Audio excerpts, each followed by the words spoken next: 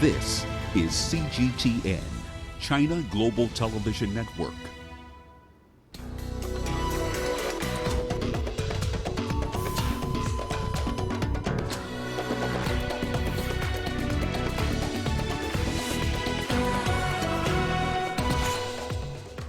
WHO and the Africa CDC seek financing to ensure the continent gets any proven COVID-19 vaccine. US President Donald Trump and his rival Joe Biden hold simultaneous town hall campaign events. And artists share their experiences of challenges brought by the coronavirus pandemic in South Africa. Hello and a warm welcome to Africa Live. I am Peninah Karibe. Let's have a look at other stories coming up this hour. The International Monetary Fund warns of long-lasting scars from the coronavirus pandemic on the global economy. And in sports, world champion South Africa withdrew from Rugby Championship. The World Health Organization and the Africa CDC are working together to provide COVID-19 vaccination to the African continent when one is available. The two bodies said they are mobilizing much-needed financing in collaboration with the World Bank and Afro-Exim Bank. Here's CGTN's Groom Chala with the details. The WHO and Africa CDC agree that a swift and efficient vaccine supply is one of the top priorities for African nations. The African Union also has its own medicine agency to regulate vaccination administration. The African Medicine Agency, it will be working very closely, of course, with WHO and other bodies to facilitate regulatory issues of any vaccines or drugs that will be available for to help control the COVID-19 pandemic. So I think it's a much needed institution. A widely available COVID-19 vaccine will also help to open up African economies. We can increase the surveillance in these opening processes and use the data to inform us when it's safe. And we've seen countries have had to open and close again and go and start again. Africa needs billions of dollars for future vaccination purchase, and already the WHO and Africa CDC are mobilizing the required finances. The two health bodies also said the World Bank, the Africa Development Bank and Afro-Exim Bank are on board to support the scheme. The board of the Afro-Exim Bank is also committing up to about $5 billion to work with the African Union Commission and Africa CDC to make sure that we procure enough vaccines for the continent. So once that arrangement is finalized and we are ready to make an announcement, it will be brought to your attention. We've had a lot of discussion with the World Bank. They also were part of the discussions at the Gavi board meeting about financing access to the vaccine, and we will indeed be also reaching out to the African Development Bank to engage in these discussions. Unfortunately, and despite the low number of cases and deaths so far, Africa's COVID-19 infections are increasing and so are the fatalities. This is quite alarming, especially as health workers are falling victim of the current resurgence. Africa CDC and WHO believe the number one task must remain to be combating the deadly virus. Group Jala CGTN, Addis Ababa, Ethiopia. Schools across Uganda are welcoming back students for the first time since March. The government's decision comes as the country continues work to contain the coronavirus outbreak. The school reopening comes with stringent measures. Leon Senyange reports. Returning to school for the first time in 7 months, Rania Nanono, like millions of other students across the country, had her studies put on pause in March because of the COVID-19 pandemic. Because our year was going to be cancelled, but the president said that we are coming back on school on 15th. The Ministry of Education has set up stringent guidelines for the reopening of schools. Only students in their final year are allowed to start. As a school, we prepared our foot operated hand washing facilities. We have our nurse, we are social distancing, so we feel that we are very ready. Teachers are also required to wear face shields during and even out of class sessions. Hand sanitizers are a must-have for every student. The pupils say sitting a meter apart feels unusual, but that is now required under the guidelines. Authorities hope that schools can adhere to the rules throughout the term. With all kinds of safety measures in place, students adapting could take some time. The authorities at this school say they won't be throwing caution to the wind. We have sensitized them that the disease is there and it is for real. And therefore we have to protect ourselves, protect our families, and protect other families. The opening of the schools has also eased the anxiety for some parents worried about their children's education. But health concerns remain. I am still worried about schools reopening, but I know God will protect us. I think everybody now knows what to do. We can try and avoid the spread of the disease. If schools can do what is required, there won't be any problem for the children. Uganda currently has recorded over 10,000 COVID-19 cases and 96 deaths. The Ministry of Education says schools will resume to full capacity when it deems it safe, while some schools continue to take on online classes. For those reporting back, there will be a lot of classwork to catch up on. Leon Sanyanga, CGTN, Kampala, Uganda. Let's now look at the coronavirus pandemic in China. Earlier, we spoke to our reporter Tao Bing in Qingdao in East China's Shandong province. She told us the latest developments in the new cluster of infections there, as well as the mass testing of all residents. The origin of this round of COVID-19 outbreak has been found, according to local officials. This is because a shared city room used both by the asymptomatic cases from the Qingdao Dagang Harbor Port and the Qingdao Chest Hospital patients. And officials say the risk of community transmission is relatively low. Meanwhile, the mass nucleic acid test in Qingdao is coming to its final day. The latest data show that around 10 million people have already taken their nucleic acid tests. And many people are really curious and surprised about the high efficiency of Qingdao's work. Now I'll list you some of the reasons why this nucleic acid test is carried out so efficiently. Firstly, this nucleic acid test is free, both for visitors and residents. And meanwhile, the number of testing hubs is big. There are over 4,000 testing hubs being set across Qingdao. So even if you get off from work and you can go directly to a testing hub and get yourself tested. And another important reason is because our detecting facilities. I'm here right now at one of the labs for nucleic acid sample detecting. This lab is taking 1/10 of the total samples. That's about 1 million of them. We can see that there are several cabins here. These are all built in 2 days. Each 3 cabins consist of 1 lab, and the samples will go through 3 steps, and finally the result will come out. So the work is going to finish within today. As of now, there is no positive samples has been found from the current community collected samples.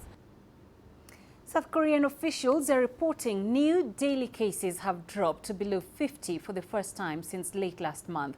That's after reporting 110 new infections yesterday.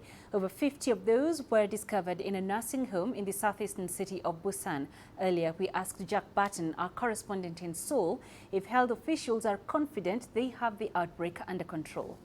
They're not confident that they have it fully under control. They are optimistic, but they say they are still vigilant. We've just had the Chuseok holiday period in which the health safety security tier system went up to 2.5, 3 being the maximum, to try and reduce the number of infections through that period.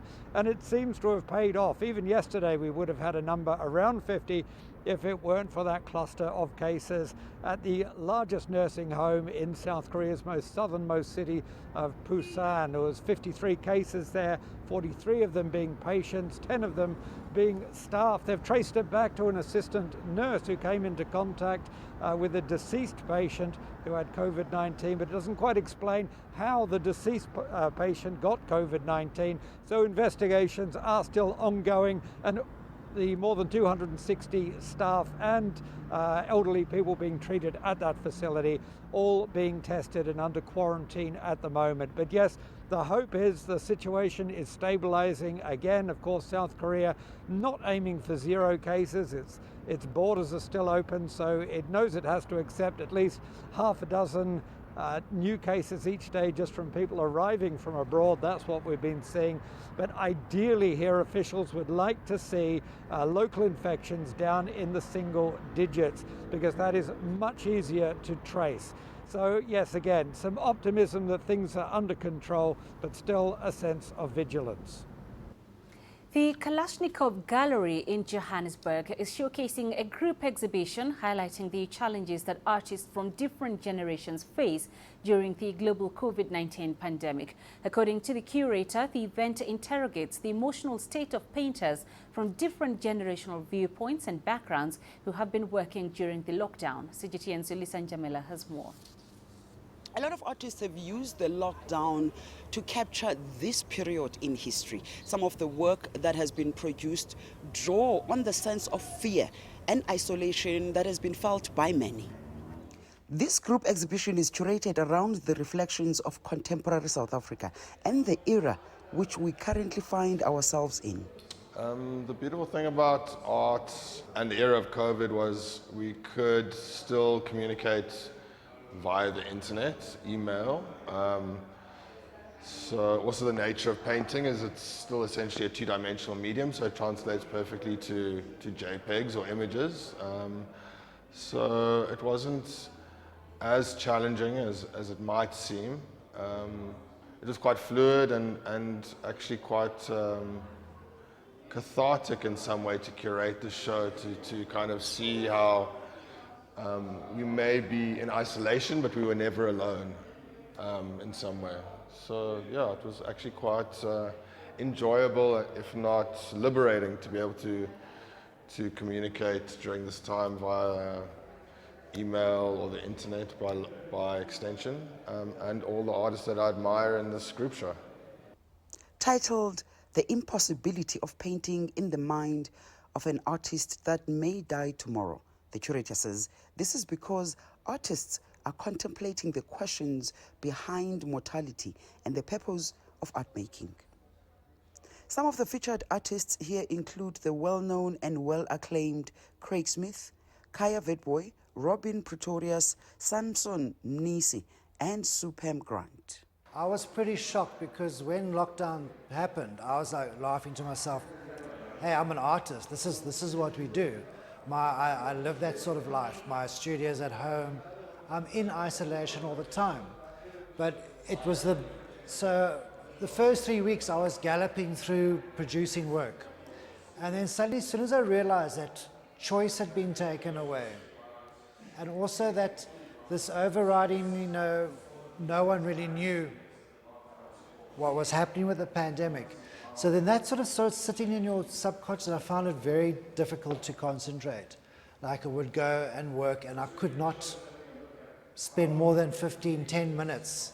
So I normally paint paintings that celebrate identity, and because of my love for,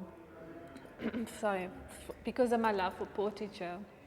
But when you're put in a situation where interaction, especially when the artwork is so reliant on experiences with other people and just engaging with people, and that gets taken away.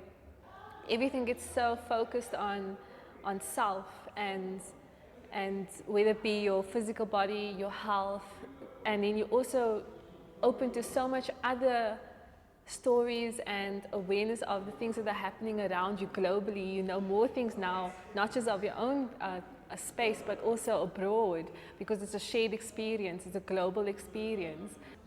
The exhibition is on show until the end of October. Ulisa Njamela for CGTN in Johannesburg, South Africa. In 2018, a Kenyan couple packed up their lives and set out for an adventure around the world on their motorbikes. But when the coronavirus pandemic struck earlier this year, they got stuck in South America for 4 months. Tulisha Balala has the story of their halted travels. This is Dos and Wamuyu Kariuki, a Kenyan couple who love adventure. 2 months after they got married in 2018, they quit their jobs and set off to motorbike around the world. Their adventure was planned to take 3.5 years. We left 2 months after we got married. Yeah. Legally got married. And for me, this has been the best honeymoon. I think he's more than a husband, he's my true friend. Yeah. That's the biggest out of it. Of course, in addition to seeing places and building memories together, memories that not everybody has an opportunity to create the way we've done it. It's very, very unique, and that's my highlight. This year, they were heading into North America via Panama. But the coronavirus pandemic came while they were in Nicaragua. Good morning, guys. Today is what day? The two were stuck in the capital Managua for 4.5 months before flying back to Nairobi in August after international travel resumed. It feels good, especially after COVID happened and getting stuck outside the country. We looked forward to being home. Yeah. And there are things that we have really missed over the 2 years of travel. We missed the food, we missed our family and friends, so it's really nice to have them back. As countries around the world closed their borders, the Kariuki's travel plans ground to a halt. They shipped their German-made bikes home, having visited only Africa, South America and Antarctica. Their way of life has fundamentally been altered. Coming back, I think the whole sense of minimalist living, I really liked, because on your motorcycle you can't carry any luxury items, and we went by for 2 years without any luxury items. So I think the minimalist living is who we are now. When the world opens up again, they hope to resume their trip and inspire others on the continent to travel. Thuli Shabalala, CGTN. All right, time for us to take a quick break. Here's what's still ahead on the program. US President Donald Trump and his rival Joe Biden hold simultaneous town hall campaign events.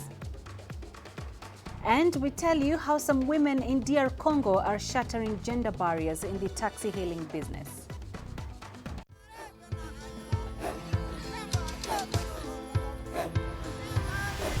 Africa is a continent of diversity, with varied climates and enchanting geography, and a people so distinct, but with a shared enduring spirit. We are at the heart of the continent to bring you the untold stories. Let's have a look. We celebrate Africa as it shapes its own destiny. Tunis, Cairo, Juba, Johannesburg, Ethiopia, Tanzania. Africa Live. Find your voice.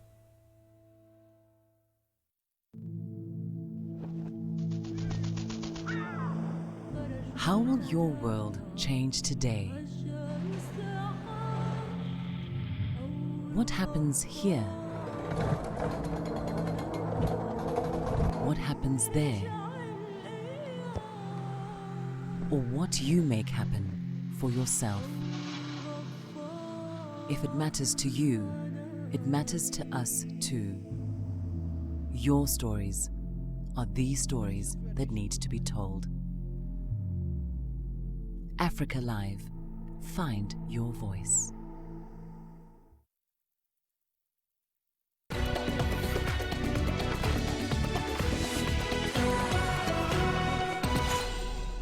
US President Donald Trump and his rival, former Democratic Vice President Joe Biden, have just wrapped up simultaneous town hall campaign events. They were held after Trump refused to take part in a virtual debate after testing positive for the coronavirus. Earlier, correspondent Jagruti Davi joined us from Washington, D.C. to tell us about what the candidates said. Both town halls in many ways reflected the characters of both the candidates. Joe Biden was very policy heavy and he offered long, often meandering responses to questions. President Trump's was sort of a quick fire, punchy responses. He often got into heated discussions with the moderator. Both, of course, had to handle the topic of the pandemic, which was front and centre in the last presidential debate, in the vice presidential debate between Kamala Harris and Vice President Mike Pence, and also this town hall. Let's just take a listen to what both candidates said. Joe Biden on ABC News and President Trump on NBC. I knew it was a big threat. At the same time, I don't want to panic this country. I don't want to go out and say everybody's going to die. Everybody's Isn't there a middle ground? You don't have to mislead, but you can. No, there's not a middle ground. We make up 4% of the world's population. We have 20% of the world's deaths. We're in a situation where we have 210,000+ people dead. And what's he doing? Nothing. He's still not wearing masks and so on. Joe Biden also had to answer questions about court packing, whether he supported it or not. Joe Biden responding after being pressed that he wasn't a fan, but that he would look into it depending upon how the Supreme Court nomination was handled. Of course, Republicans, he was referring to the fact that if Republicans confirm Amy Coney Barrett before November the 3rd, as they want to do so, he also had to answer difficult questions about fracking and about race relations. President Trump, on his part, had to handle questions about his taxes, about when he was last tested negative for the coronavirus. And, of course, he was asked to denounce white supremacy, which he failed to do categorically in the first presidential debate, but which he did this time round. However, this time he failed to denounce the conspiracy theory QAnon, despite being pressed on it. Both candidates are continuing to campaign in battleground states in the last stretch before November's election. Meanwhile, in the Biden-Harris campaign, there have been two of Kamala Harris's advisors who have tested positive for COVID-19. One is her communications director, and also recently somebody who travelled with Joe Biden has also tested positive for COVID-19. They travelled on a plane together, but the Biden campaign says there's no need for Joe Biden to quarantine because he'd maintained a safe enough distance over 50 feet away from that individual, and that they'd both been masked when they were travelling by plane earlier in the week. In Guinea, presidential candidates have begun winding down their campaigns ahead of Sunday's poll. The election is slated to be a high-stakes contest, and campaigns were marked by increased ethnic tensions. Representatives from the United Nations and the African Union have warned against the use of hate speech in campaigns. Guinea's main opposition leader, Cellou Dalein Diallo, arrived in the capital Conakry on Thursday, greeted by his supporters. A day earlier, incumbent President Alpha Condé whisked through the streets to woo voters. 82-year-old Condé is seeking a third term after he pushed through a constitutional referendum in March. Opposition to the move has triggered mass protests since October last year. Egyptian authorities have been looking for ways to combat a ballooning population, which has jumped to more than 100 million people over the past 70 years. The growing population is also straining the country's economic resources. While Egypt's population has increased 400% between 1950 and 2020, the country's inhabited area has barely doubled over the same period, leading to soaring density in its cities. CGTN's Yasser Hakim picks up that report. A common scene in Egypt's capital, Cairo. Constant traffic jams and densely inhabited neighborhoods are common in Africa's third most populous country and topmost among the Arab nations. It's a result of decades of fast-paced population growth that has outpaced economic growth and urban development. Authorities in the North African state have described overpopulation as the biggest challenge facing the country, and last year launched a 2-year initiative called 2 is Enough to encourage people to have fewer children.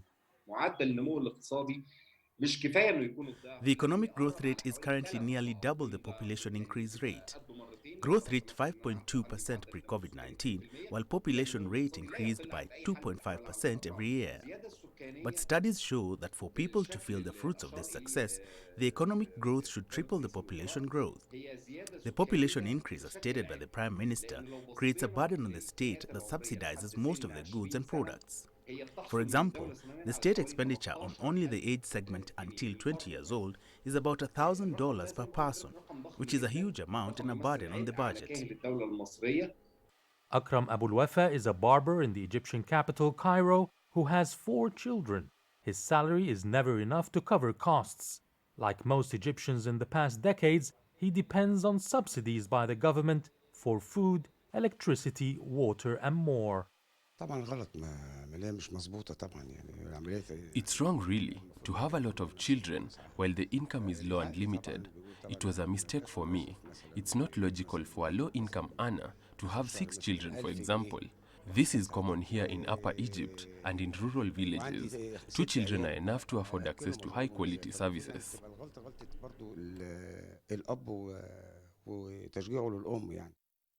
Experts say the latest plans to upgrade essential services such as health and education have forced the government to spend way above its financial capabilities in order to cover all Egyptians, especially the poor.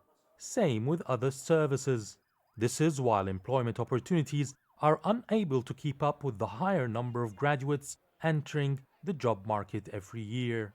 Not only are economic growth rates affected by the rising population, but urban development too. When he came into office in 2014, Egyptian President Abdel Fattah el-Sisi embarked on multi-billion-dollar mega projects aimed at improving the rundown infrastructure like roads, highways, electricity and sewage systems, as well as building new cities and towns to expand the inhabited areas in the country. There is no doubt that President Abdel Fattah el-Sisi has gone far in reducing the gap between urban development and population growth. This problem dates back to the 1970s, so the government is trying to fix problems it inherited from previous governments. But it's only the state that should solve the population issues. It's the responsibility of the community and the media to create awareness of this crisis and change the embedded concept of having big families. Experts say changing the culture and habits is not an easy mission, but is a necessity in the current economic climate. Yasser Hakim for CGTN, Cairo. A taxi-hailing service operated by women in the capital of the Democratic Republic of Congo has caught the attention of many locals accustomed to seeing men in the driver's seat of taxis. The company has employed women drivers in a bid to empower them economically and get passengers safely to their destinations. CGTN's Chris Ochamringa has more in this report. This pink and grey taxi stands out from the yellow taxis that are common in Kinshasa. And it's not just the color that sets it apart. UBIS cabs, which stands for Universal Bisolé cabs, are driven by women. Zawadi Mitima is a university graduate who's been driving them for a year now.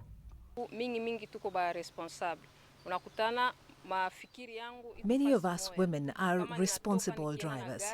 I plan my journey and ensure that my client travels safely. I don't ever rush to get our clients to their destination. I believe female drivers are more calm on the road. The company prides itself on reliable and safe travels around the city. These taxis have tracking devices that ensure that the women behind the wheels get their passengers safely to their destination. That's a big issue in Kinshasa because of an increase in kidnappings by people posing as taxi drivers. UBIS Cabs was launched 2 years ago by Congolese entrepreneur Patricia Nzolantima. She got the company name from her nickname Bizoli. I decided to employ female drivers because I believe it will go a long way in empowering women financially. Many women here are marginalized.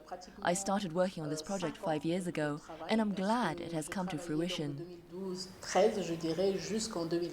Patricia studied business management at Harvard and Stanford in the US. She even met former US President Bill Clinton. One of the very important things that has made me succeed in this business is my faith in God. Without it, I wouldn't have stayed focused on my vision. I have overcome many challenges because of my faith.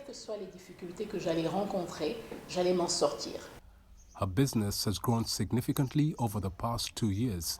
She's now set up an academy to train more drivers. The company has also ventured into motorcycle delivery services. The emancipation of women is about us being given opportunities to do jobs that men have traditionally been doing. Many people get shocked when they see us riding these motorcycles. My life has really changed now.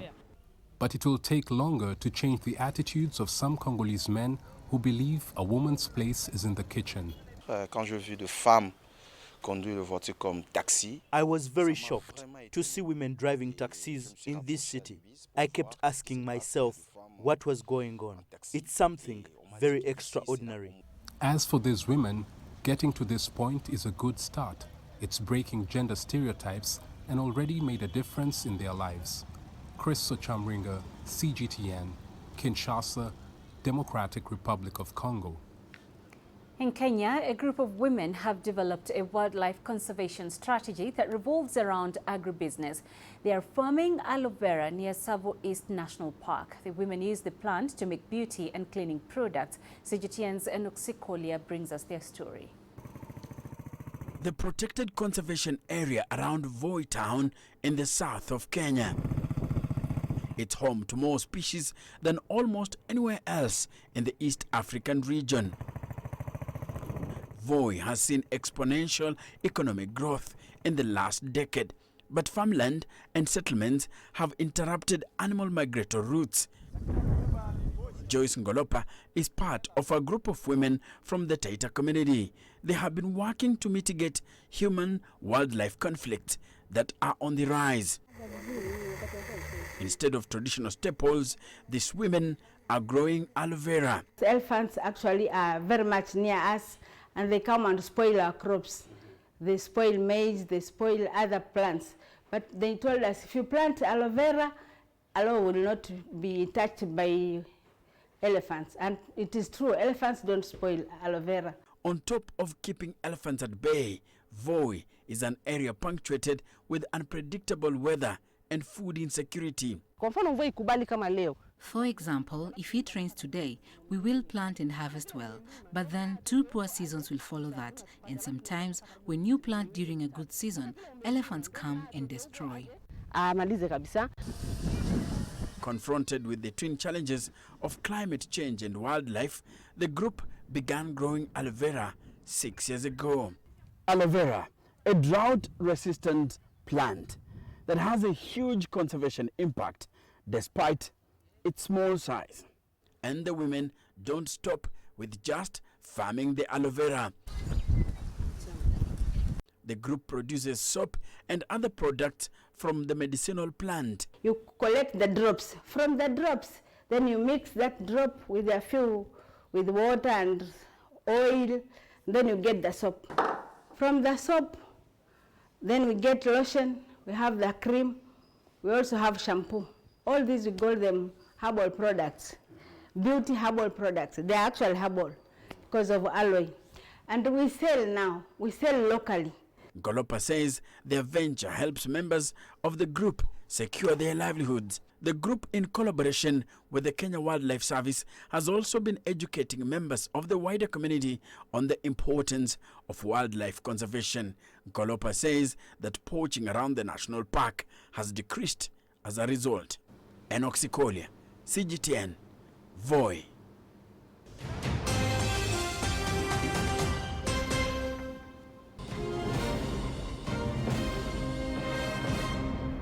Here now is a reminder of our top stories. The World Health Organization and the Africa CDC are working together to provide COVID-19 vaccination to the African continent when one is available. The two bodies said they're mobilizing much-needed financing in collaboration with the World Bank and Afro-Exim Bank. In Guinea, presidential candidates have begun winding down their campaigns ahead of Sunday's poll. The election is later to be a high-stakes contest. Representatives from the United Nations and the African Union have warned against the use of hate speech in campaigns. And U.S. President Donald Trump and his rival, former Democratic Vice President Joe Biden, have just wrapped up simultaneous town hall campaign events that were held after Trump refused to take part in a virtual debate after testing positive for the coronavirus. Coming up in business news, the International Monetary Fund warns of long-lasting scars from the coronavirus pandemic on the global economy. And maize shortage in Zimbabwe leaves locals craving for their staple, the sadza.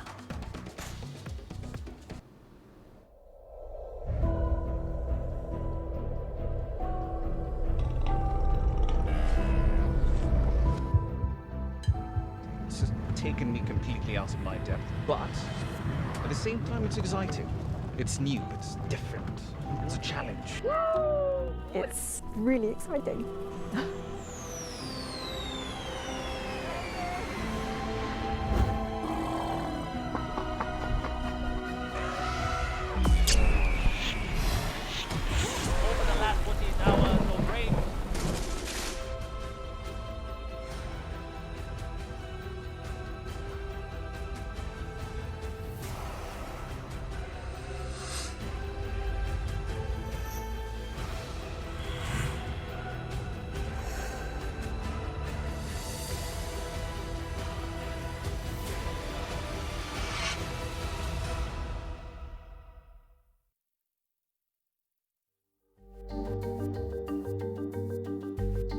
Africa Live. Find your voice. The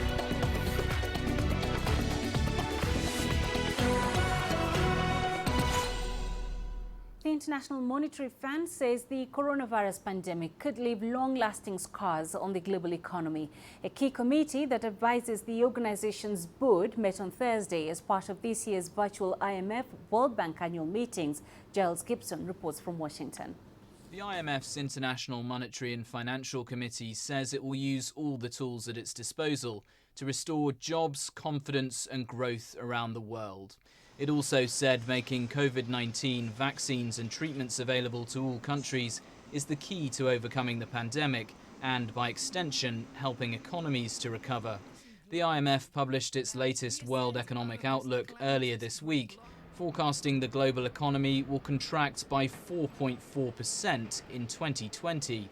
It was a slightly improved forecast compared to its last one in June, but the IMF's managing director called on governments not to lose their nerve as the crisis drags on. Stepping up vital health measures is an imperative, as is well-targeted fiscal and monetary support to households and to firms. So the IMF message from these meetings is very clear. Avoid premature withdrawal of support. Pulling the plug too soon risks serious self-inflicted harm.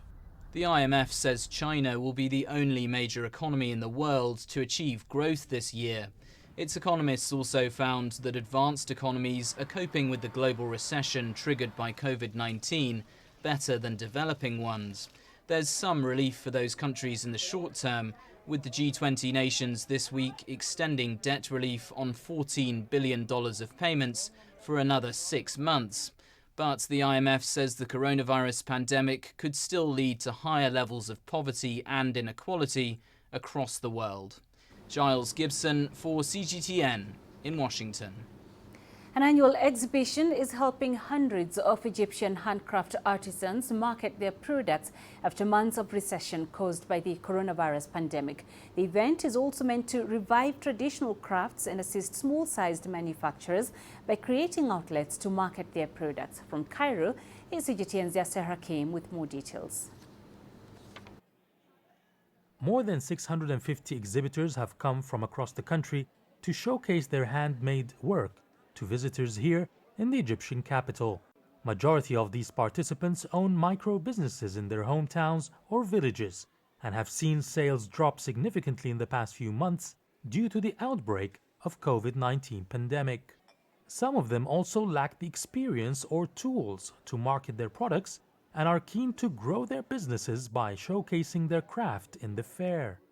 The aim of this fair is to link the producers with clients to increase their sales. They have suffered lately because all exhibitions were cancelled for 6 months due to the coronavirus pandemic. And these fairs are the best marketing and sales outlets for the craftsmen. Thankfully, there are a lot of visitors and high demand on the exhibition. The trade fair is named Turathna, or Our Heritage, because most of the products are related to Egypt's history and culture. There is a big variety on display, from home decor, accessories, kitchenware, furniture, paintings and more, produced by talented craftsmen. We work on ceramics and marble and all floor products. We make different designs on them and beautiful art on the marble and ceramics. 80% of our work is handmade. Egyptian manufacturers are competitive locally and abroad. Our target is to reach out to the market here and to export. The exhibition has attracted a lot of Egyptians and is an enjoyable experience for many visitors looking for authentic Egyptian art and handicrafts. I like handmade products, and I come here every year to buy for myself and get presents for my family and friends. I buy things like sand paintings, handmade textiles, and small bags. The fair, organized by government entities, is meant to support the micro businesses and give these entrepreneurs the opportunity to survive the tough pandemic-induced business environment. We aim to open new markets from the fair because the coronavirus had a big negative impact on the factories and handicraft sector. We are suffering because a lot of workers lost their jobs due to corona and the lockdown. The pandemic also had a negative impact on marketing our products. We are optimistic though for the future. The President personally visited us here and we can feel the support from officials to provide our needs. Sudan is the key guest invited this year with a whole pavilion of the trade fair dedicated to Sudanese artwork. We are participating here with our products, heritage and traditions from Sudan. All the pieces you see here are handmade in Sudan. We divided our pavilion into 3 sections, a section for products from leather, a section for wooden products, and products made from cow horns. The demand and sales have been good. We've also been approached by people who want to forge partnerships with us to import some of our products from Sudan. The Egyptian government is supporting these craftsmen as part of its policy of building a strong SME sector. Small and medium enterprises and micro businesses are seen as an integral part of the economy, providing job opportunities, improving the lives of poor families, and creating revenue for the country. Yes Hakim for CGTN, Cairo. A Ghanaian social entrepreneur, Makafui Awuku, is tackling plastic pollution in Accra by recycling plastic waste to make sandals. Awuku's project is linked to a waste buyback program that aims to encourage people to separate plastics from household waste so they can exchange it for money. CGTN's Nabil Ahmed Rufai reports from Accra. Thank you. Where some see trash, Makafui Awuku sees wealth. People collect plastic waste off the streets and sell to him.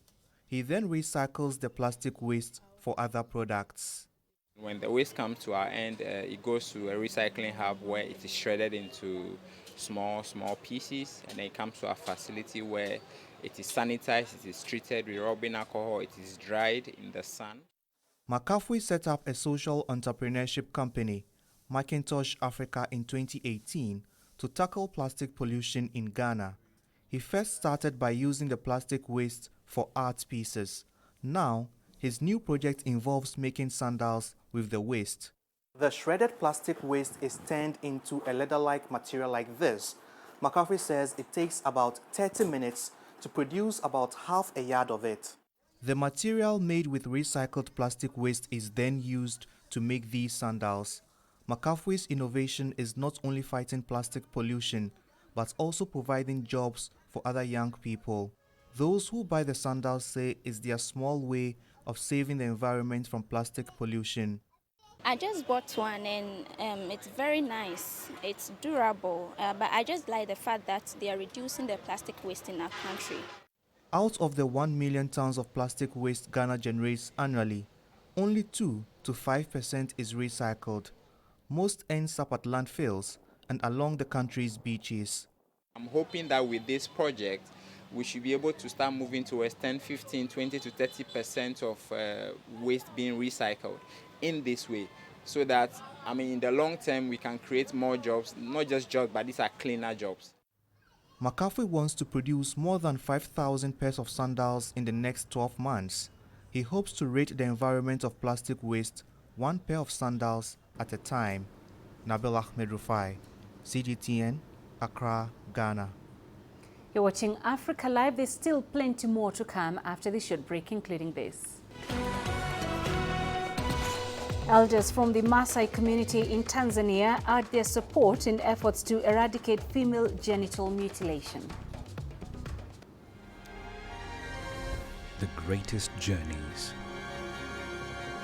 the greatest sights, the greatest adventures. Here in Kanata, this weir allows the locals to walk on water. We're far more than just TV news. We're your passport to the wonders of Africa. To bring you stories of struggle, survival and hope.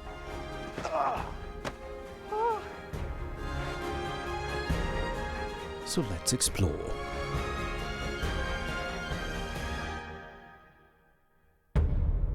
CGTN.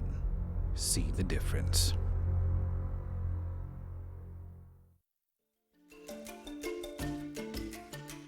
Africa Live. Find your voice.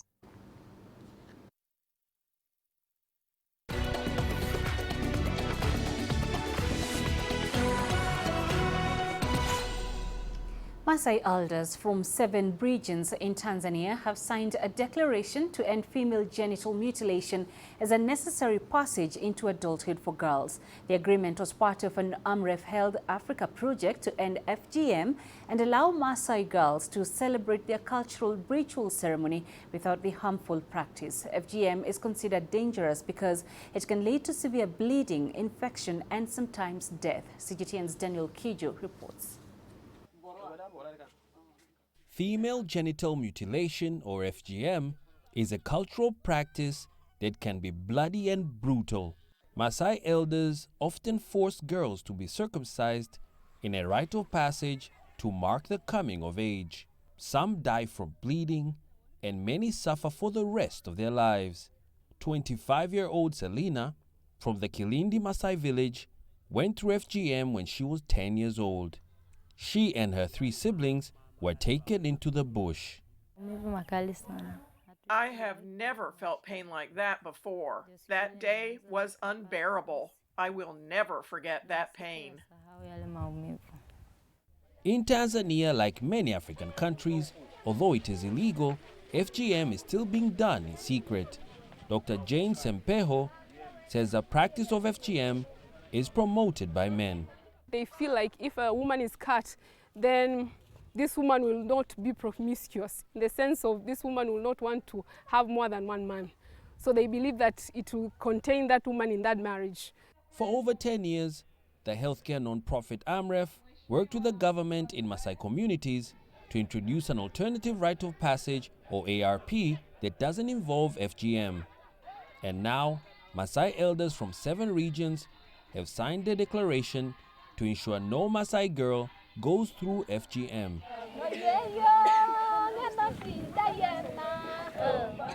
The Kilindi region used to have high rates of FGM, but the alternative rite of passage program is working. In the last 2 years, the program passed 4,186 girls through this alternative rite of passage. The ARP ceremony is a 3-day blend of Maasai culture and sexual health education. Maasai elderly women provide traditional training on how to become a woman, while AMREF supports teaching girls about the effects of FGM and the importance of education. Isaiah says involving the Maasai elders and young men is paying dividends. As the days went on, they understood the education being given and decided it was better for them to end the practice as it has serious impacts. FGM is also an economic issue. Circumcisers get paid an average of $7 per circumcised girl. To discourage the circumcisers from continuing with the practice, the project has trained 40 former circumcisers on entrepreneurship skills and linked them to local government authorities to secure loans. Unlike in the past, at these ARPs, girls learn about their rights, effects of FGM, discuss issues freely and build their confidence, finishing off with a graduation ceremony. This increases self-esteem and inspires girls to stay in school. Despite the success of the Kilindi project, the problem of FGM still prevails in other tribes across Tanzania. Now AMREF is working to launch the National Anti-FGM Strategy to take the fight against FGM countrywide. Daniel Kijo, CGTN, Tanga.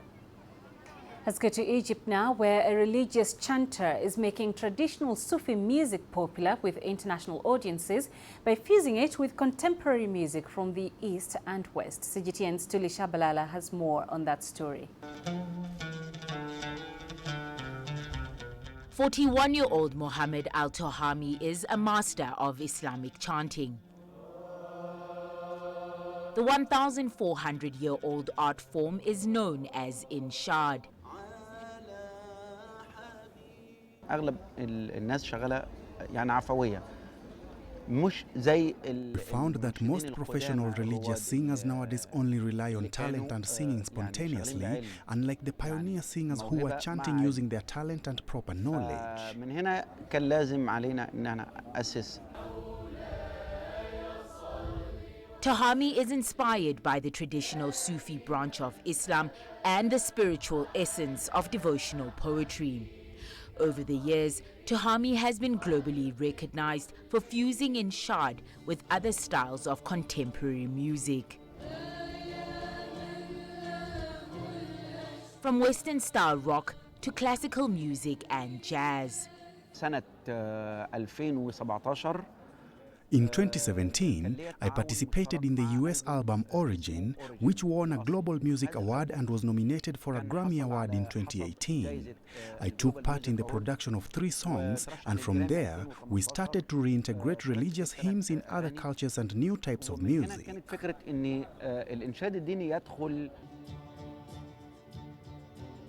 Tohami is also infusing Inshad with popular music from North Africa and the Arab world. في مشروع مهم جدا أنا شغال عليه اسمه There is an important project I am working on that includes integrating classic Arabic with popular music. In this project, we present the classic Arabic language mixed with different genres of music such as rock, pop, house and rhyme. Born to a family of religious chanters in the southern governorate of Asyut, Tohami has since 2014 run a music school in Cairo to pass the religious art form onto a new generation. He hopes Inshad will gain more fans from abroad. Tuli Shabalala, CGTN.